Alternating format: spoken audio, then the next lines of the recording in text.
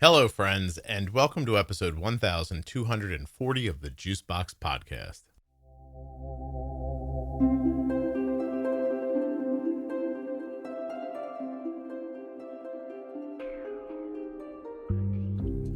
I'm back with another news episode, another type 1 diabetes informative little what's going on in the world 15-minute podcast episode just for you. While you're listening to it, please remember that nothing you hear on the Juicebox Podcast should be considered advice, medical or otherwise. Always consult a physician before making any changes to your healthcare plan.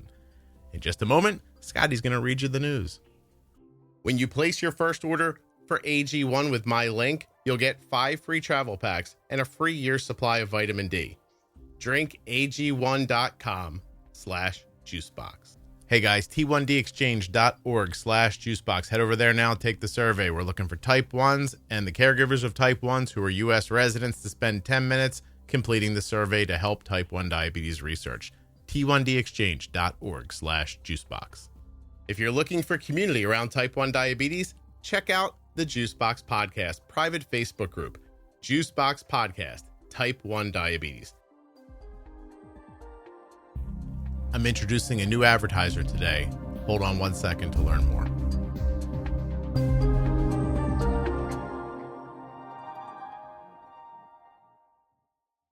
Your kids mean everything to you, and you'd do anything for them, especially if they're at risk.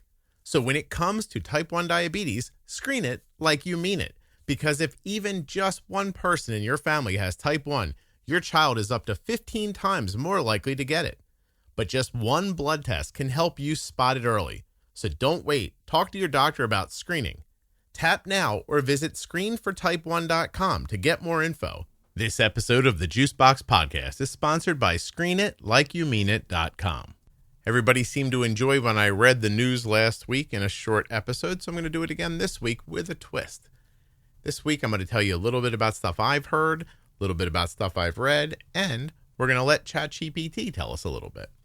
Let's start with the old ChatterGPTer. I asked it for a brief synopsis of some of the latest type 1 diabetes news, and it broke it down into 5 different areas. First area was Vertex Pharmaceuticals' stem cell therapy. It says that positive results have been reported from a trial where participants with type 1 diabetes were able to produce their own insulin following treatment derived from stem cells. And then I said to ChatGPT, break that down for me with some easy bullet points. And it did. Positive trial results. Vertex Pharmaceuticals reported successful outcomes from a stem cell trial for type 1. Participants in the trial were able to produce sufficient insulin on their own after receiving the stem cell therapy. It says that the therapy mechanism is that the treatment involves using stem cells to regenerate insulin-producing cells in the pancreas. This therapy offers significant hope for more effective and long-term treatments for type 1. Impact on patients, it says, the ability to produce insulin independently, blah, blah, blah, blah, blah. Research significance. Yeah, but was this a human trial or mice? Let's see if it knows. It's looking on the interweb. Boopity, boopity, boopity, boop. It's looking at clinicaltrialsense.com. Let's see. Here are the key points, recent advancements, mechanism of action, safety and tolerability, clinical trial details, global expansion. The stem cell therapy VX880 is currently undergoing a phase 1/2 clinical trial in humans. So that's cool. Participants in the trial have shown significant improvement, with some achieving insulin independence. For example, one patient achieved insulin independence at day 270 with an HbA1c of 5.2. VX880 involves the infusion of stem cell-derived, fully differentiated isolate cells into the hepatic portal vein. These cells are designed to restore pancreatic islet cell function and enable glucose-responsive insulin production. It's very cool. You got to ask yourself, though, couldn't your autoimmune issue just go get those cells too? But I'm sure we're getting to that. They say the therapy has been well tolerated, with most adverse events being mild to moderate. No serious adverse events related to the treatment have been reported. Clinical trial details. The trial is multi-centered, single-arm, and open-label, designed to evaluate safety and efficacy of VX880. It includes multiple parts with approximately 17 patients expected to be enrolled. All right. That's pretty cool. Thank you, ChatGPT Overlord. That was lovely. Let's go to the next thing it told us about. The FDA has approved Lantidra, the first donor cell therapy specifically for type 1 diabetes patients with severe and reoccurring low blood sugar. Clinical trials showed that many participants lived without external insulin for up to 5 years post-therapy. That's Lantidra has an FDA approval. Let's find out more about that, shall we? I'll say to the Overlord, tell me more about the Lantidra approval. From the very beginning, your kids mean everything to you. That means you'd do anything for them, especially if they're at risk. So when it comes to type 1 diabetes, screen it like you mean it, because even if just one person in the family has it, your child is up to 15 times more likely to get it too. Screen it like you mean it, because type 1 diabetes can develop at any age. And once you get results, you can get prepared for your child's future. So screen it like you mean it. Type 1 starts long before there are symptoms, but one blood test could help you to spot it early, before they need insulin, and could lower the risk of serious complications like diabetic ketoacidosis or DKA. Talk to your doctor about how to screen for type 1 diabetes, because the more you know, the more you can do. So don't wait. Tap now or visit screenfortype1.com to learn more. Again, that's screenfortype1.com. Screen it like you mean it. Give me some bullet points.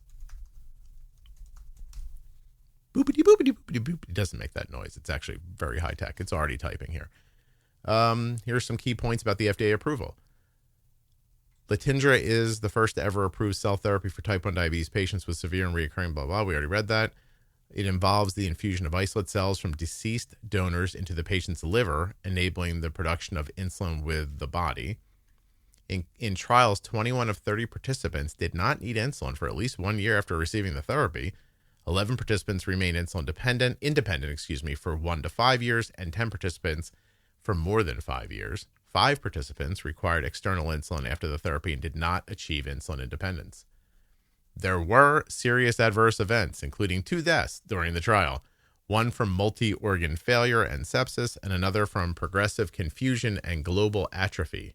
These events were associated with the necessary immunosuppressant therapy that goes with it. So they're giving you these cells, but you got to get the your immune system suppressed. Okay. This treatment is aimed at patients with a type 1 diabetes experiencing recurrent severe hypoglycemia and those with hypoglycemia unawareness, making it a crucial option for those who cannot maintain stable glucose levels through current methods. In through the liver. Okay, so all right, well, it's interesting stuff. You know what I mean? It's just, I don't think it's ready to be on your Walgreens counter just yet. How about this? CRISPR Therapeutics and VitaCyte have received Health Canada approval to begin trials for VCTX210 and CRISPR-edited stem cell therapy aiming to replace insulin production beta cells without the need for immune suppression. Hold up a second. Let's let it tell me more in bullet points, because Scotty doesn't want to have to break down a paragraph. Therapy overview. VCTX210 is a CRISPR-edited stem cell therapy designed to replace insulin-producing beta cells in patients with type 1. The therapy uses CRISPR Cas9 gene editing technology to modify stem cells, making them capable of evading the immune system and eliminating the need for immunosuppression. Now we're talking. Health Canada, the clinical trial application has been approved by Health Canada, making it the first gene-edited therapy for diabetes to approach clinical trials. Hey, Health Canada. Lovely. The mechanism of therapy, VCTX210, involves editing donor-derived stem cells to create insulin-producing beta cells that are implanted into the patient. These cells are engineered to avoid immune detection and destruction. I would like to maybe do that with some other cells too. How about the ones, could we fix people's thyroid? Could we, wait a minute. There's a lot here, isn't there? The phase 1 trial will evaluate the safety, tolerability, and immune evasion of VCTX210 in type 1 patients. Well, God bless you. I hope this goes well. This therapy is a joint effort between CRISPR Therapeutics and ViaCyte. Hey, if anybody wants to come on and talk about this, I'd love to hear more about this from one of these entities. And I will reach out and see what I can figure out. Hey, this ChatGPT tells us what's going on segment is pretty freaking great. And inhaled insulin study. The new data presented at the ADA's 84th scientific sessions indicates that inhaled insulin Afrezza is safe and effective for improving glycemic control and HbA1c levels in type 1 patients. I'm actually going to have an episode about this with Dr. Blevins coming up in a couple of weeks. You know Dr. Blevins from the GLP episodes, and he's going to be talking to us about Afrezza and something else. I don't want to give everything away right now, but stuff is coming. All right. Well, there's the ChatGPT effort. Diatribe came back with a little recap of stuff they heard about pumps. They talked about Tide Pool being at ADA with their new Twist AID system, which of course is Tide Pool Loop, and this new Twist pump that Dexcom Stello will be available in August. This is already something we've talked about on the podcast before. Dexcom Stello, of course, the CGM is designed to be worn on the back of the arm, though people with diabetes tend to get creative with placement, says the author, for up to 15 days, and the readings are displayed directly using a smartphone app. A spokesperson said pricing will be announced closer to the launch date. This is like this is for type 2s that don't use insulin. You won't need a prescription for this. This will be a walk-in and buy thing. By the way, this article was written by Paul Heltzel for Diatribe. Paul, thank you very much for letting us read your article. What else does Paul say? There's some study results from Tandem, Medtronic, and Insulet at the ADA conference. Tandem highlighted its small Mobi pump, citing a recent study conducted by the Barbara Davis Center for Diabetes at the University of Colorado, which showed time and range improved without an increase in time below range using Control-IQ. The device integrates with iPhone, blah, blah, blah, G6, G7. Medtronic offered data showing that its MiniMed 780G AID system reduces sleep interruptions and improved time and range during sleep. Cool. The system's ability to deliver small bolus every 5 minutes, the company said, also helped reduce the dawn phenomenon rate from 12.2% to 4.5% and slightly increased the time and range from 12 to 6 a.m. Insulet, which is Omnipod, presented a study at ADA showing its Omnipod 5 system could benefit people with type 2 diabetes who use insulin. Participants, who were previously using injections or pump therapy saw improvement in A1C, reduced blood sugar spikes, and hypoglycemia, the company said. As well, time and range improved by 20%, and overall insulin was reduced by 23 units a day. That's really great. Thank you, Diatribe. Thank you, Paul. Lovely, lovely, lovely. Like I said, I'm going to have Dr. Blevins on to talk about Afrezza, and actually he's going to come on and talk about some other stuff too. Maybe we'll, I don't want to give it away. Again, look at me. I'm teasing myself. I shouldn't do that. This ain't bad. This is not bad for a little bit of news this week, huh? Looks like there are people out there working with stem cells, people working on automated insulin delivery systems to get them working better and to cover more people. Dexcom's going to be helping out with type 2 diabetes with their new product. This is all in all a good week at ADA. I got a lot of reports back from ADA. My people were everywhere telling me the good and the bad and sometimes the ugly. And I'll tell you what, made me think maybe I'll go to ADA, set up a little booth and do a little Juicebox podcast thing at the 85th annual ADA. So Scotty's looking into that. There's a little news from me to you. I don't need other people running around talking about me. I can talk about myself. What else we got here, kids? Anything else you want to know? July 2nd, the Juicebox Cruise goes on sale. Head into the private Facebook group or the public Facebook page. We are doing a cruise for Juicebox Podcast listeners. You can get all the details there. That goes on sale July 2nd in the Facebook group first. We want to make sure that everybody who is a Facebook group member has an opportunity to get a cabin before we go wider with the offering. So go check that out. We want to get a bunch of Juicebox Podcast listeners together, family, adults, anybody who's interested in coming. Be a great 5-day trip. We're going to make a couple of ports of call in Mexico. All the details will be in the post, and there'll be a private Facebook group for people who put down a deposit so you guys can meet each other and really get to know each other before the cruise. embarks on June 14th in 2025. I'll add a little bit of my own news. A group of coders have split a branch of IAPS off to something called Trio. It's in beta right now. Arden's running it, loving the branch very much. If you're a DIY looper and you've ever thought about looking into IAPS, I might look at Trio instead. From me to you, I think that's worth looking into. All right, so I guess that's the end of Scott Reads the Internet today. I wish you were here to say, no, Scott, ask this of the ChatGPT overlord, but I don't have anything else. Although, you know what? Hold on. What's that new Canadian insulin that's once weekly? Look at me just seeing if ChatGPT knows what I'm talking about. We talked about it, Jenny. Yeah, it's called a weekly. I will say again, Novo Nordisk, whoever named it, genius. AWIQLI, a weekly. Health Canada approved a weekly on March 12th, 2024. It is set to become available across Canada starting June 30th. That's like right now, 2024. A weekly is a basal insulin designed to be administered once a week. It works through a time-release mechanism, gradually releasing insulin over the course of a week.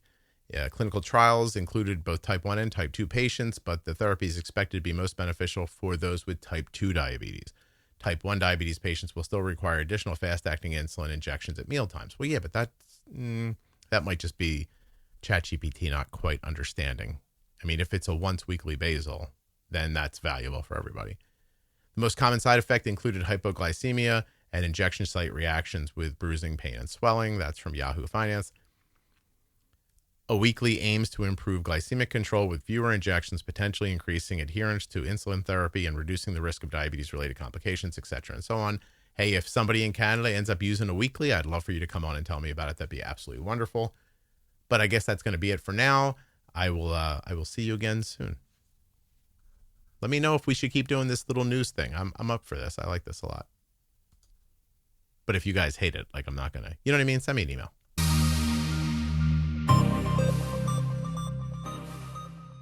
Did you know if just one person in your family has type 1 diabetes, you're up to 15 times more likely to get it too? So screen it like you mean it. One blood test can spot type 1 diabetes early.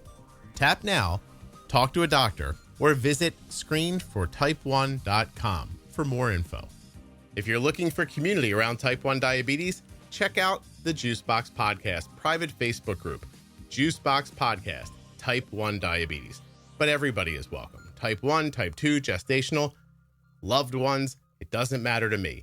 If you're impacted by diabetes and you're looking for support, comfort, or community, check out Juicebox Podcast, Type 1 Diabetes on Facebook. The Diabetes Variables series from the Juicebox Podcast goes over all the little things that affect your diabetes that you might not think about. From travel and exercise to hydration and even trampolines. Juiceboxpodcast.com. Go up in the menu and click on Diabetes Variables. If you're not already subscribed or following in your favorite audio app, please take the time now to do that. It really helps the show. And get those automatic downloads set up so you never miss an episode. Thank you so much for listening. I'll be back very soon with another episode of the Juicebox Podcast.